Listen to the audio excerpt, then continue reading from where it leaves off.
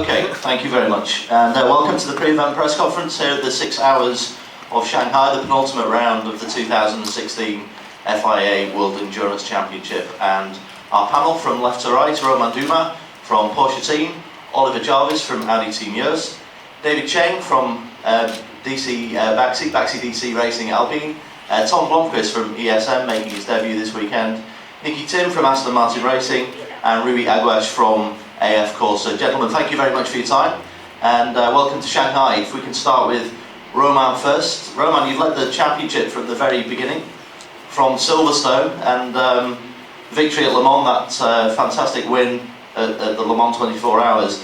You're now on the cusp, potentially, of taking the title. Are you feeling nearer to confirming yourself as champions? How are you going to play it this weekend? Well, for sure, since Le Mans is not so easy for us, but we have some issue. Again, this morning, a small issue. But yeah, we are on the last, we can say, the last straight of the championship. Should be a good weekend for us. We saw this morning, sister car was very quick. So yeah, we will see. I think we have to, again, to play it safe, but to score good points will be important again. I think, yeah, closer will be of the podium, of the top of the podium will better it will be for us. But first we have to do our own race again, and we'll see at the end. And just give us an idea of what it would mean to win the championship as well as the Le Mans 24 Hours a double. You've had an illustrious career, Romain, but what would it mean to you personally?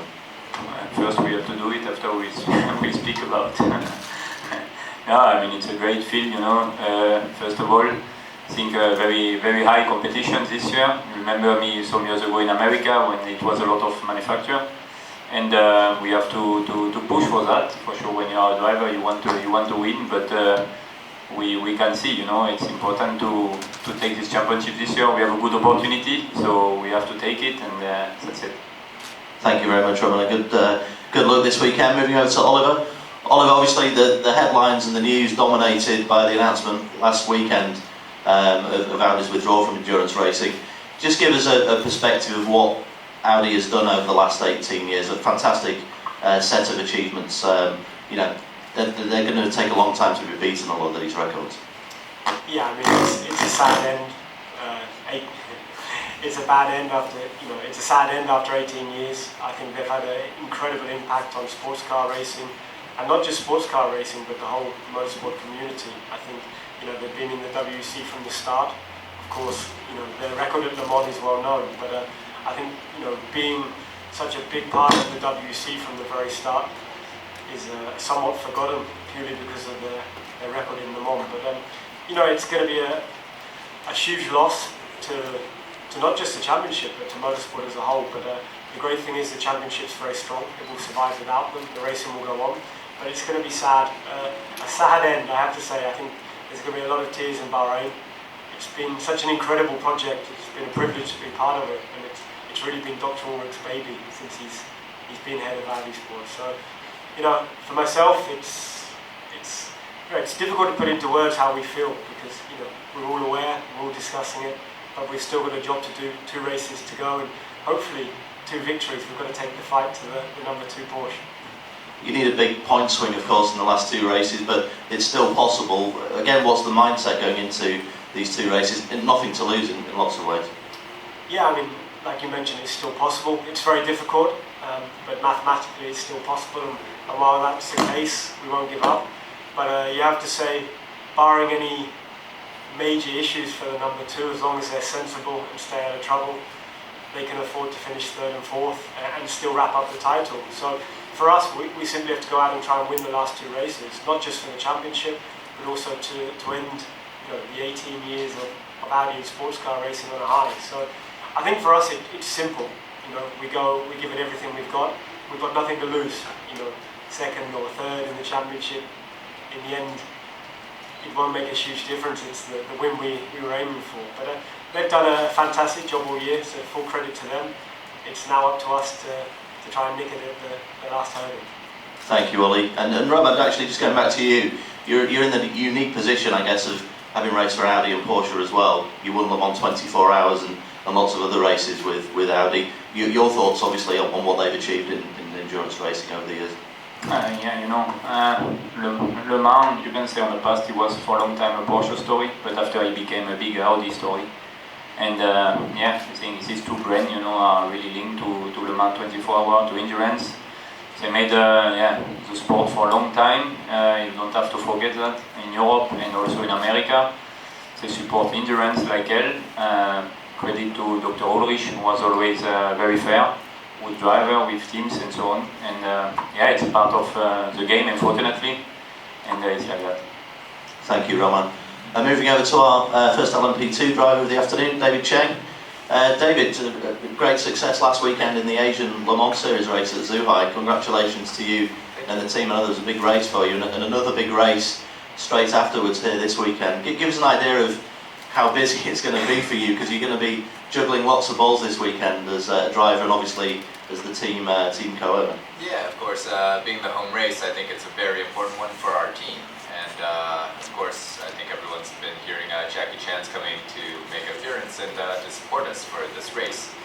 So again, we have, I think, somewhere along the lines of 400 guests to juggle, and a big operation this weekend. But we're very happy to have everyone show up to support us after a successful Zhuhai weekend, where we won both classes that we entered. It's a very happy moment for us, and for us as a team, we feel a lot of momentum behind us.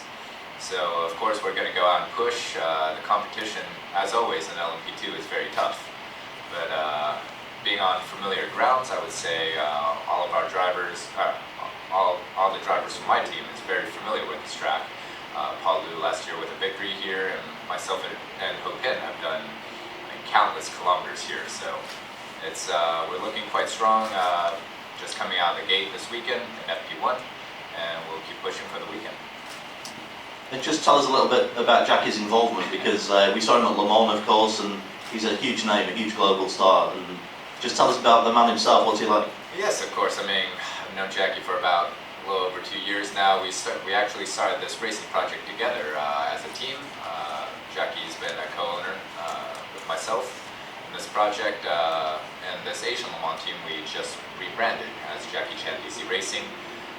Going further this year, I mean, Jackie's just ramping up his involvement more and more. Very big very passionate about motorsports. The first time we talked about this, we were actually talking movies, and he was saying how when he first went to America the first time, one of his idols was Steve McQueen as an actor and director. And we started, of course, I started talking Le Mans, the movie, with him, and it kind of steamrolled from there. But he's very happy to come out this weekend. Going to be very supportive, not just our team, but of the entire grid in general. I think he's quite excited to go up and down and have some more time to visit, as Le Mans was quite busy, and you really don't have time to go and see all the sites. But I think this weekend for a home race, we have a lot of activities planned, a lot of fun things throughout the drivers' autograph signing and other activities. And I think for Jackie, it's going to be an easier time to go around and see everyone. And every year we come here to the 6 hours of Shanghai, David, it seems to be the fans have more knowledge and more enthusiasm for the sport. Does that sort of correspond with what you're seeing as a Chinese Chinese-based driver? For sure, I think motorsports in general, in China in general, it's a very new sport. I mean, to be honest, 10 years ago, outside of the Macau Grand Prix, it really didn't exist in China. And even that, it's quite a foreign thing. Over the last 3 years, though, we've seen a huge push for motorsports in China in terms of the development of motorsports as an industry, and as the fan base as well. We're seeing year by year more and more fans coming out to the races, especially in WIC, and especially in races where you have Chinese drivers and Chinese teams, and something for the home crowd to cheer for. So for myself, and I know for Ho Pin, and as a team, we're very proud to be a Chinese team, the first one to be flying the Chinese flag in the WEC, at the home race especially. So we're hoping we can give the audience a good show. Thank you very much, David, and good luck this weekend. Moving over to our debutant, Tom Blomqvist for ESM, and nice to see you here, Tom. Welcome to the WEC. First impression so far, you've had a bit of running in the free practice this morning. How did you get settled into the Ligier Nissan today? Yeah, well, I mean, it's the first time in the LMP2 car this morning and first time here in Shanghai, but to be honest, I mean, the car's not a million miles away from what I'm used to in the DTM, so it wasn't a big drama to get used to the car. I think getting the handle of this track was maybe a bit more of an issue. But no, it's all going well. I mean, I've got two other good teammates with Antonio Giovinazzi and Jean Galal, so our lineup's pretty competitive. So we're looking forward to the rest of the weekend, that's for sure. It's always interesting to gauge new drivers, new fresh faces, and what they believe the WEC is before they come here. Do you remember sort of watching races and understanding the sort of depth of competition and the quality of the drivers and teams in the championship? Yeah, I mean, you know, motorsport in general is, like, I would say the sports car side of things is getting more and more saturated with top line drivers, so it's becoming more and more competitive. Yeah, and I mean, you look at the names there as well. We have a lot of ex-LMP1 drivers even competing in LMP2, and obviously with Giovinazzi leading the GP2 championship. So the competition is obviously very high. But us as drivers, you know, it makes it more of a challenge, and I think when you get the results, it's much more rewarding. Thank you, Tom, and good luck on your first race in the WEC. This weekend, moving over to Nikki Tim, leading the LMGTE Pro class in the Aston Martin Racing Vantage V8. Nikki, although you're leading the championship, is extraordinarily close. I mean, it could be anybody's. Does that give an accurate reflection on how tough and how tight the championship has been in GT this season? Yeah, as you say, it's all open still, but that's what we want. That's why we do the racing, and we love it. I think every brand has the opportunity to do something, especially in the last two races. But yeah, for our point of view, we struggled a little bit in the beginning of the year, but then got good momentum, especially working good with our new partners. This again is also a tire war out there for us, and everyone is just pushing for the details right now, and that's what we need. We already saw in that first practice today that it is going to be really close. And part of the category obviously is the balance of performance and how that plays out. You've got 2mm back on the restrictor this weekend. How do you see that having an influence over the race as a whole come Sunday afternoon? Again, that's not our part. It's just to do our job. We have other people in the background doing that kind of stuff. But yeah, it's a give and take. It has been that all year. It goes for every brand. So yeah, it's just to get the maximum out of every weekend with what we got. So far, it's been really good. And, yeah, again, the last two rounds is going to be with the details and just getting the last 12 hours right. Thank you, Nikki. Good luck this weekend. Thanks very much. And moving over to Rui from the number 83 AF Corsa Ferrari. Rui, it's been a superbly consistent season for you, Francois, and Emmanuel as well.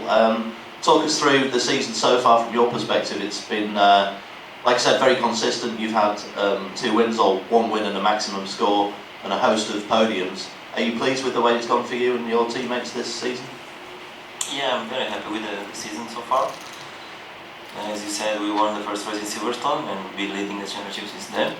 And the highest moment was also Lama having the full points, finishing second.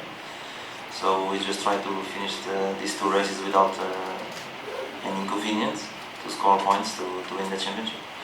I think having Manuel Collar doing the setups on the car, he has so much experience, it is great, it makes my life easier.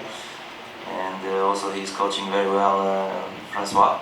He's doing a great job this year, a lot faster compared to last year, and that's making also a big difference. It just gives an idea about the strength of competition you guys are up against. Obviously, you know, 3 Porsches and 1 Aston Martin in particular, and the Corvette as well. But the battle in the class, do you think it's as strong and as tight as it ever has been in the AM class?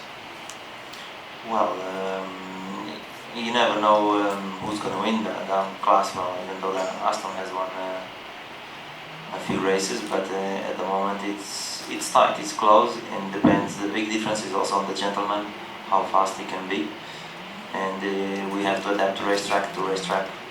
One car is better than one track, and the other car is better than another track. It's up and down.